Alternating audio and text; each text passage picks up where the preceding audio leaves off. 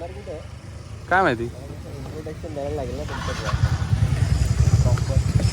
तर चला आता इकडं आपण निघतो.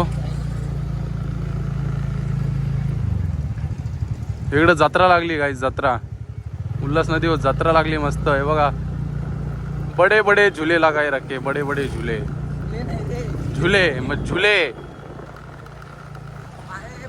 पाळणे बाबा, पाळणे लावलेत मोठे मोठे इथं. बदलापूर सांस्कृतिक आर्ट फेस्टिवल. आणि हा नवीन ब्रिज झालेला आहे तयार. तेव्हा तिकडे त्या साईडला आहे ना तो दुसरा जुना ब्रिज आहे, आणि हा इकडे नवीन ब्रिज.